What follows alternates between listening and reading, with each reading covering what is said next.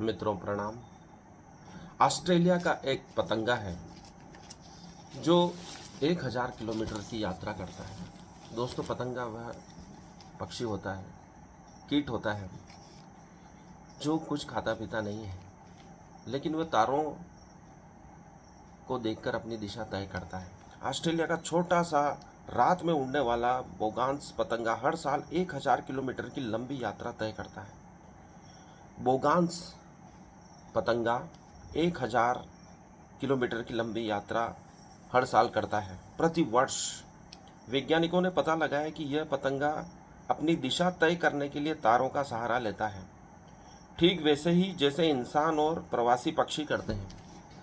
ठीक वैसे ही करता है जैसे इंसान और प्रवासी पक्षी तारों को देखकर अपनी दिशा तय करते हैं। प्रवासी पक्षी भी तारों को देखकर अपनी दिशा तय करते हैं और हजारों किलोमीटर की यात्रा करके दूसरे देशों में जाते हैं। हमारे यहाँ विदेश से पक्षी आते हैं। साइबेरियन पक्षी कई किलोमीटर की यात्रा करके भारत प्रवास के लिए आते हैं। तो वैज्ञानिकों ने पता लगाया, शोधकर्ताओं ने लैब में यह सिद्ध किया कि पतंगा रात के आकाश की सहायता से दिशा पहचानता है। रात के आकाश से हमारे पूर्वज भी रात के आकाश में तारों को देखकर भविष्य का निर्णय लेते थे, दिशा का ज्ञान करते थे, लंबी यात्राओं में तारों की सहायता लेते थे। और कहा जाता है कि मनुष्य को भविष्य के दिशा निर्देश भी तारों से मिले हैं। हमारे जो देवी देवता हैं किसी न किसी तारे से आए हैं। तो ये तारे समस्त जीवों का मार्गदर्शन प्रदान कर रहे हैं सदियों से, लाखों वर्षों से। इसलिए हमारे शास्त्रों में या कई देशों के धर्म ग्रंथों में लिखा है कि तारों ने हमें ज्ञान दिया, दिशा निर्देश दिए, वहीं से हमारे देवता आए हैं। तो ये गलत नहीं है। भगवान कृष्ण भी अर्जुन से कह रहे हैं कि सबसे पहले मैंने तारे को गीता का ज्ञान दिया, अर्थात सूर्य को भगवत गीता का ज्ञान दिया। और सूर्य ही हमें दिन में मार्गदर्शन प्रदान करता है और रात में तारे मार्गदर्शन प्रदान करते हैं। अर्थात हमारे मार्गदर्शन के लिए रात और सुबह दोनों के लिए तारे मौजूद हैं। कृष्ण ने कहा कि सबसे पहले यह अति गोपनीय ज्ञान, गीता का ज्ञान मैंने सूर्य को दिया। सूर्य से यह मनु तक पहुंचा और मनु से इक्ष्वाकु तक पहुंच गया। उसके बाद ये ज्ञान लुप्त हो गया। दोस्तों, ज्ञान बार बार लुप्त होता रहता है, लेकिन ब्रह्मांड में वह ज्ञान मौजूद रहता है, क्योंकि शब्द कभी नष्ट नहीं होते, इसलिए उन्हें अक्षर कहा गया। जिसका अक्षर होना संभव नहीं, जो अक्षर नहीं होता है वही अक्षर होता है। इसलिए ज्ञान वापस योग्य व्यक्तियों तक पहुंचा दिया जाता है। हमारे कई शास्त्र, वेद, पुराण के महत्वपूर्ण मंत्र लुप्त हो गए थे, लेकिन गायत्री परिवार के पंडित श्री राम शर्मा आचार्य का कहना है कि वेद व्यास जी स्वयं आकर उन लुप्त मंत्रों को उनकी बुद्धि में प्रकट करते थे, अंतरात्मा में प्रकट करते थे, और उनको वह पुनः लिपिबद्ध कर लिया गया है। अर्थात संपूर्ण ज्ञान जो लुप्त हो गया था आज भी हमारे पास मौजूद है, बस हमें उन्हें पढ़ने की आवश्यकता है। योग्य व्यक्ति ही उन्हें पढ़ पाएंगे, जिनमें इन शास्त्रों में जिनकी रुचि है वह पुनः प्राप्त कर सकते हैं, और उनके वर्तमान युग के अनुसार क्या अर्थ निकलना चाहिए वो पंडित श्री राम शर्मा आचार्य ने हमारे लिए पूरा जीवन होम करके इन शास्त्रों को, पुराणों को, आदि ग्रंथों को जो लुप्त हो गए थे, सही व्याख्या सहित हमारे साथ सामने प्रस्तुत किया है। भारत के कई शोध संस्थान इन वेद शास्त्रों, महाभारत, रामायण इत्यादि पर शोध कर रहे हैं। कई लोग उनकी काल गणना का पता लगा रहे हैं कि कितने वर्ष पुरानी रामायण, महाभारत ये घटनाएं हुई, ये इतिहास है हमारे। वाल्मीकि आदि ऋषियों ने यह पहले ही जान लिया था कि मनुष्य को हजारों सालों बाद भी कैसे इस चीज़ का ज्ञान कराया जाए कि ये घटनाएं कितने वर्ष पुरानी है। तो उन्होंने नक्षत्रों का माध्यम लिया, क्योंकि नक्षत्र कितने वर्षों बाद कितनी स्थान को छोड़ेंगे, किस स्थान पर वह रहे होंगे, उनकी गणना करना आसान है, न कि किसी सन या वर्ष से उसका पता लगाना आसान है, क्योंकि भाषाएं बदलती रहती है। आज हम ब्राह्मी लिपि को नहीं समझ पाते, लेकिन काल गणना एकमात्र ऐसा साधन है नक्षत्रों का, तारों का, जिनसे आसानी से समझा जा सकता है कि लाखों वर्ष पहले ये किस स्थिति में रहे होंगे। और आज हम एआई और कंप्यूटर के युग में उन घटनाओं को फिक्स समय के रूप में ज्ञात कर सकते हैं जो वास्तविक समय उन्होंने लिखा था। आज के भी कई ऋषियों ने, विद्वानों ने ध्यान में जाकर देखा है कि ये वास्तव में ये घटनाएं घटित हुई थी। कई लोग हिप्नोटाइज करके वर्णन करते हैं कि उन्होंने साक्षात श्री राम को देखा, कृष्ण को देखा, महाभारत युद्ध को देखा, राम रावण युद्ध को देखा है, अर्थात ये घटनाएं वास्तव में घटित हुई थी। इसलिए कृष्ण अर्जुन से कहते हैं कि तुम युद्ध करो, और वह करो जिसमें तुम सर्वश्रेष्ठ हो। कृष्ण जानते हैं कि अर्जुन क्षत्रिय धर्म में सर्वश्रेष्ठ है, और धनुष उठाने के लिए उसे प्रोत्साहित करते हैं। भारत भी ध्यान योग में सर्वश्रेष्ठ है, उसे उस दिशा में बहुत अधिक प्रयास करना चाहिए। योग में हमने प्रयास किया तो अंतर्राष्ट्रीय योग दिवस के रूप में हम पुनः प्रतिष्ठित हुए। ऐसे ही वेद शास्त्र में ज्ञान जो छुपा हुआ है, जो आधुनिक विज्ञान से जोड़ा जा सकता है, उसके शोध की आवश्यकता है। एक ही सूत्र के कई अर्थ निकलते हैं, लेकिन विज्ञान जो आज मौजूद है उससे कैसे जोड़ा जाए, उसका कैसे फायदा उठाया जाए, क्योंकि आयुर्वेद में प्लास्टिक सर्जरी मौजूद थी सदियों से, तो हमने उसका आज उपयोग किया है। चेचक के टीके का आविष्कार हमारे आयुर्वेद के ज्ञाता आयुर्वेदाचार्य सदियों से करते आ रहे हैं, उसी को मॉडिफाई करके विदेशियों ने चेचक का टीका बना लिया।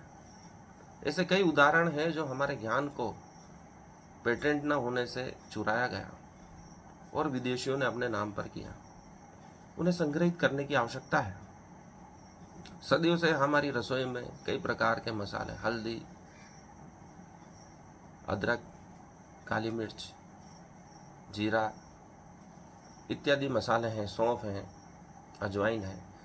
प्रतिदिन सेवन से ये शरीर को सुरक्षित रखते हैं, बीमारियों से बचाते हैं। ये ज्ञान पारंपरिक रूप से पूरे समाज में मौजूद है। आज वही चीज़ें पेटेंट कराई जा रही हैं। इन पर शोध करके भारतीयों को पेटेंट करवाने की आवश्यकता है। ऐसी कई चीज़ें हैं जिन पर ध्यान देने की आवश्यकता है। हमारे पास ही इतना ज्ञान है कि उसको आधुनिक संदर्भ से जोड़कर मॉडिफाई किया जा सकता है और उसका उपयोग भारत की उन्नति के लिए किया जा सकता है। आवश्यकता है उसे समझने की, और वे लिखे हुए संस्कृत में।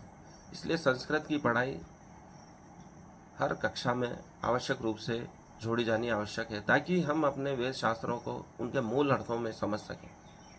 क्योंकि व्याख्याएं बदलती रहती हैं, लेकिन संस्कृत के सूत्र बदलते नहीं हैं।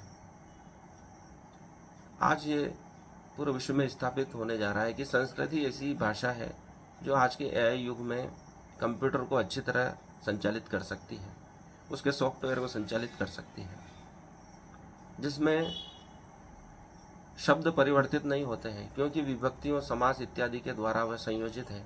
उन्हें आगे पीछे कैसे भी लिखो तो उनके अर्थ कभी बदलते नहीं हैं। इतनी वैज्ञानिक भाषा को समझना सभी के लिए आवश्यक होता जा रहा है। परंतु मनुष्य की प्रवृत्ति यह है कि जिससे दुख प्राप्त होता है, हम बार बार वही कार्य करते रहते हैं, क्योंकि हमारा अभ्यास हो जाता है दुख का। ये अभ्यास सदियों का है, वर्षों का है, कई जन्मों का है। और जिस चीज़ का अभ्यास हो जाता है, मनुष्य उन चीज़ों को छोड़ना पसंद नहीं करता है, चाहे वह दुख हो, चाहे कितनी ही पीड़ा हो। भगवान बुद्ध यही कहते हैं कि ये संसारी दुख है, लेकिन मनुष्य उसको छोड़ना नहीं चाहता है। फिर मनुष्य यह सोचता है कि ये भी छोड़ देंगे तो फिर हमारे पास बचेगा क्या, जबकि उसके छोड़ने में ही सुख है, आनंद है। लेकिन हम कुछ छोड़ना नहीं चाहते हैं, हम चीज़ों को छोड़ना पसंद करते हैं। कई प्रकार का कचरा हम अपने घरों में इकट्ठे किए हुए हैं, उनसे मुक्त होने की आवश्यकता है। ऐसा ही हमारा मन कई दुखों से पीड़ित है, उनके बोझ से पीड़ित है, लेकिन हम उन्हें छोड़ना नहीं चाहते। यही हमारी समस्या है। बुद्ध जैसे लोग इन पीड़ाओं से मुक्त करने का प्रयास करते हैं। छोड़ना आसान है, लेकिन हम छोड़ने से डरते हैं कि ये भी चला गया तो फिर बचेगा क्या हमारे पास, क्योंकि इतने वर्षों का अभ्यास है दुख सहन करने का कि हम उन्हें छोड़ना पसंद नहीं करते। कृष्ण अर्जुन को यही कह रहे हैं कि तेरा अभ्यास लगातार युद्ध करने का हो गया है, इसलिए तू उसे अब छोड़ नहीं सकता है। जबकि दुख निवृत्ति का उपाय है कि जिस चीज से दुख प्राप्त हो रहा है उस कर्म को हमें छोड़ देना चाहिए। अर्थात दूसरों को पीड़ा देने से अगर हमें दुख होता है, जो कि सत्य है, यदि आप दूसरों को पीड़ा दोगे तो सबसे पहले आपको ही पीड़ा होगी। यदि आप कीचड़ में पत्थर फेंकोगे तो कीचड़ की बूंदें सबसे पहले आपके ऊपर भी आएगी। लेकिन दूसरों को किसी कारणवश दुख देना भी पड़े तो दुख हमें कैसे प्राप्त न हो, सुख कैसे हमें प्राप्त न हो, तो इसके लिए दृष्टा बनने की विद्या कृष्ण अर्जुन को सिखा रहे हैं। साथ ही साथ पूरी मानव जाति को भी गीता के रूप में वह ज्ञान दे रहे हैं। यदि दृष्टा भाव से हम कर्म करते हैं तो शुभ अशुभ कर्म सब समाप्त हो जाते हैं, उनका प्रभाव समाप्त हो जाता है। जैसे अग्नि सभी चीज़ों को जला देती है, चाहे वह गीली हो सूखी हो, सब प्रकार, चाहे शुभ हो अशुभ, सबको वह नष्ट कर देती है। वैसे ही दृष्टा भाव, क्योंकि हम उससे कर्म में लिप्त नहीं होते हैं तो उसके पड़ने वाले प्रभाव से भी हम मुक्त हो जाते हैं। क्योंकि भगवान बुद्ध भी कहते हैं कि संसार के हर कर्म में दुख है और उससे मुक्ति का उपाय यही है कि हम दृष्टा भाव को अपनाएं। कृष्ण भी अर्जुन से यही कह रहे हैं, तुम कुछ भी करोगे तो उससे दुख उत्पन्न होगा, क्योंकि तुम कर्म से लिप्त हो जाओगे। अध्याय 2 जो कि गीता का सार है, उसमें भी महत्वपूर्ण बातें कही गई है, जो पूरी भगवत गीता का महत्वपूर्ण अध्याय है। इसको पढ़ लेने के बाद किसी और अध्याय को पढ़ने की ज़्यादा आवश्यकता नहीं रहती। महात्मा गांधी भी अध्याय 2 और 4 को पढ़ने की बार बार लोगों को शिक्षा देते थे। अध्याय 2 में संजय उवाच, प्रथम श्लोक, तम तथा कृपया विष्टकष्टो पुणाकुलेषणनम विषिदंतमिदम वाक्यमुवाच मधुसूदन। अर्थात संजय ने कहा, करुणा से व्याप्त शोक युक्त अश्रुपूरित नेत्रों वाले अर्जुन को देख कर मधुसूदन कृष्ण ने ये शब्द कहे। श्री भगवान उवाच, दूसरे श्लोक, कुतस्त्वा कश्मलमिदं विषमे समुपस्थितम अनार्यजुष्टम स्वर्गम कीर्तिम अर्जुनम। भगवान कहते हैं, अर्जुन तुम्हारे मन में यह कलमश आया कैसे, ये कलुष विचार आया कैसे? यह उस मनुष्य के लिए तनिक भी अनुकूल नहीं है जो जीवन के मूल्य को जानता हो। इससे उच्च लोक की नहीं अपितु अपयश की प्राप्ति होती है। कृष्ण कहते हैं कि यह विचार कलुषित है, यह विचार तेरे लिए उपयुक्त नहीं है, इससे आपको निम्न लोकों की प्राप्ति होगी।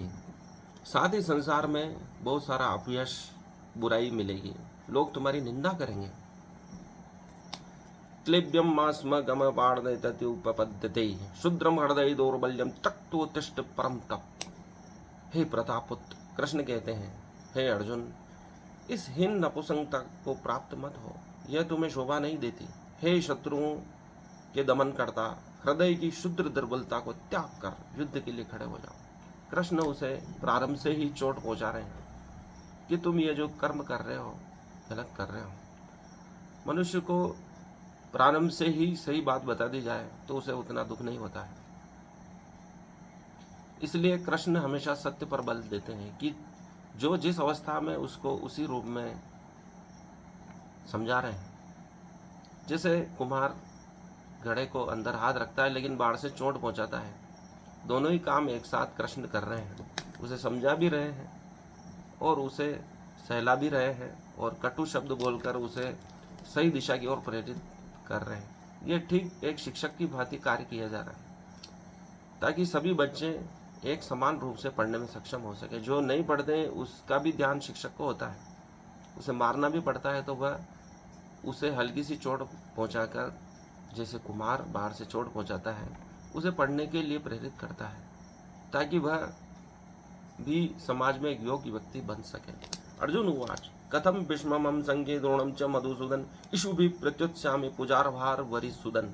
अर्जुन ने कहा, हे शत्रुअंता, हे मधुसूदन, मैं युद्ध भूमि में किस तरह भीष्म तथा द्रोण जैसे पूजनीय व्यक्तियों पर उलटकर बाण चलाऊंगा।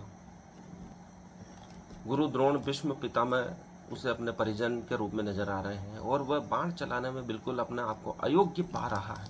5वां श्लोक कह रहता है, गुरु नत्वा ही मानुभावान शयम भोक्तुम वैक्षम्पी लोके हत्वार्थ कामांस तो गुरु निहैव बुज्जी भोगान रुधिर प्रदिग्धान।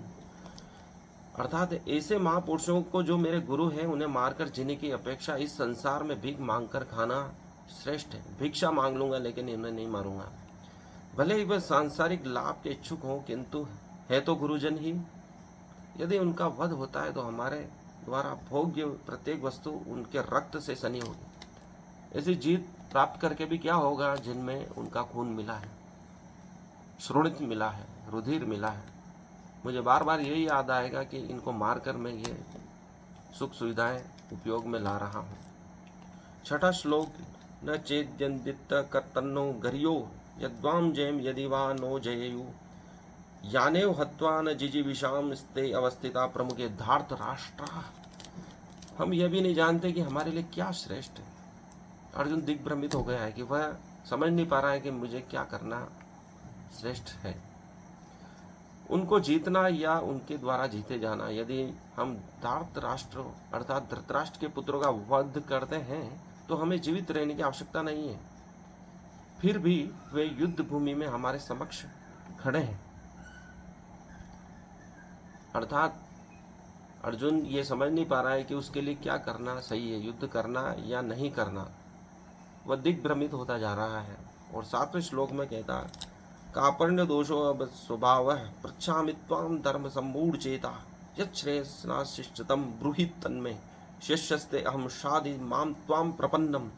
अब मैं अपनी कृपण दुर्बलता के कारण अपना कर्तव्य भूल गया हूँ। मैं अपना कर्तव्य भी भूल रहा हूँ, मैं दुर्बल हो रहा हूँ, कृपण हो रहा हूँ और सारा धैर्य भी खो चुका हूँ। ऐसी अवस्था में मैं आपसे पूछ रहा हूँ, जो मेरे लिए श्रेष्ठ कर हो उसे निश्चित रूप से बताएं। अब मैं आपका शिष्य हूँ और आपका शरणागत हूँ, कृपया मुझे उपदेश दें।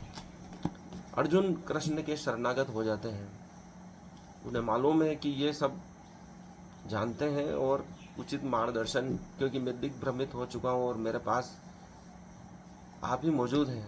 और उस समय उस काल में सारथी का यह भी कर्तव्य होता था कि वह राजा को सही दिशा का ज्ञान दे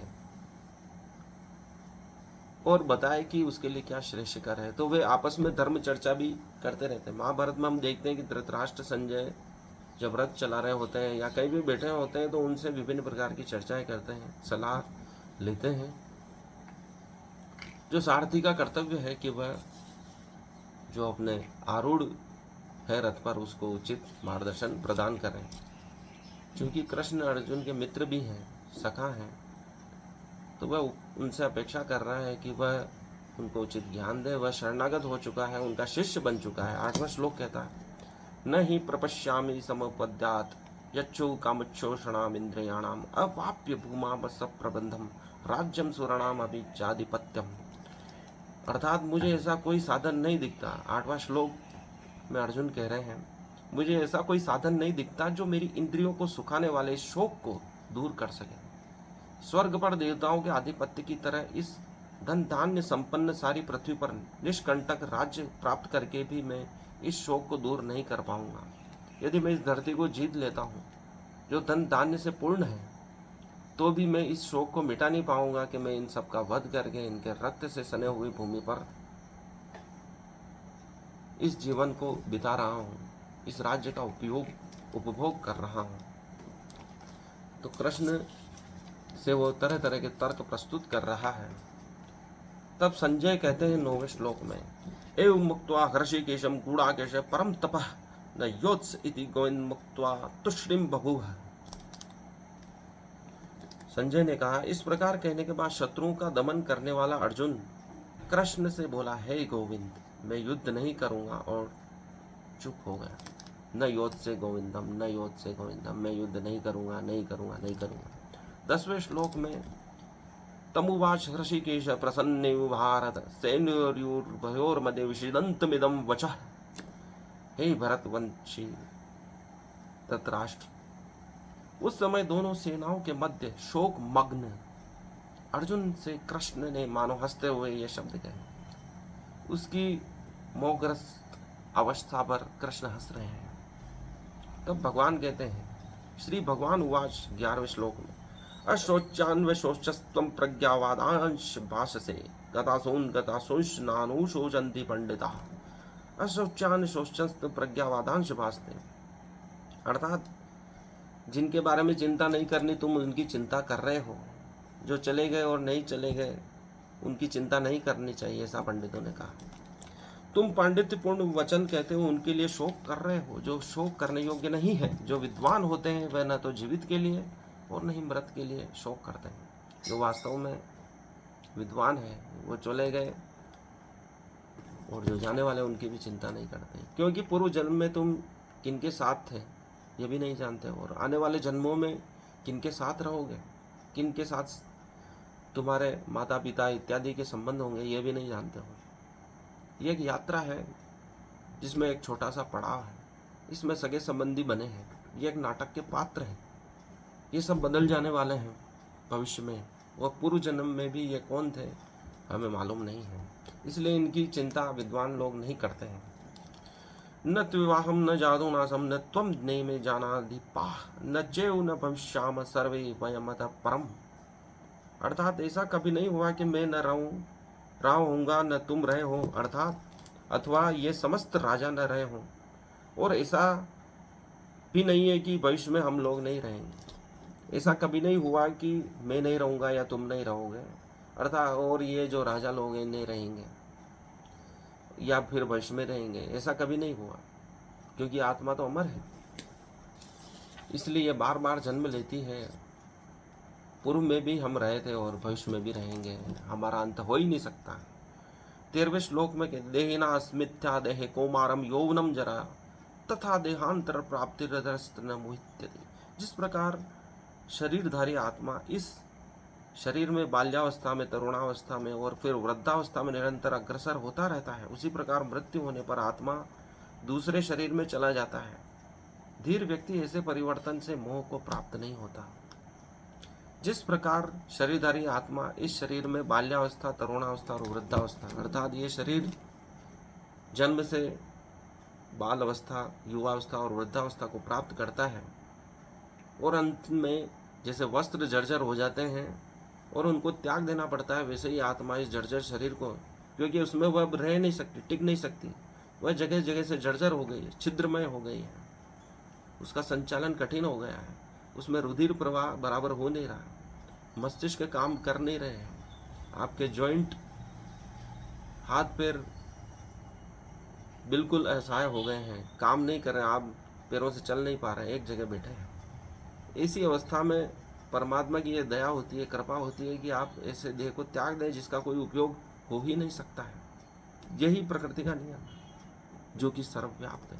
जो चीज़ें काम करने योग्य रहती है तब तक ही प्रकृति उनका संचालन करती है, उसमें आत्मा भी टिक सकती है, लेकिन जब वह अक्षम हो जाती है तो आत्मा उसको त्याग देती है, प्रकृति भी उसको नष्ट कर देती है।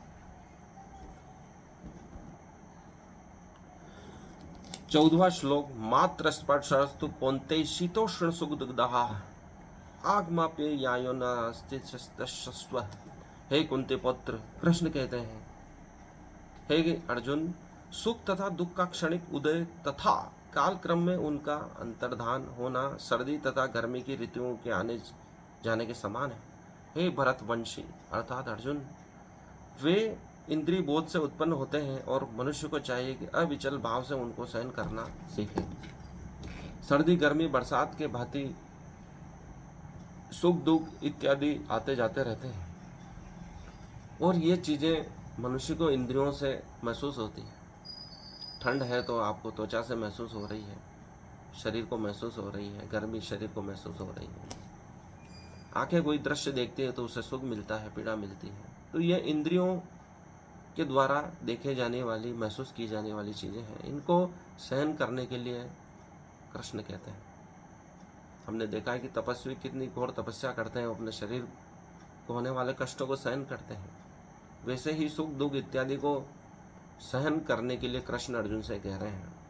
सुख दुख मौसम की भांति आते जाते हैं। यदि आज सर्दी है तो कल गर्मी होगी, फिर बारिश होगी।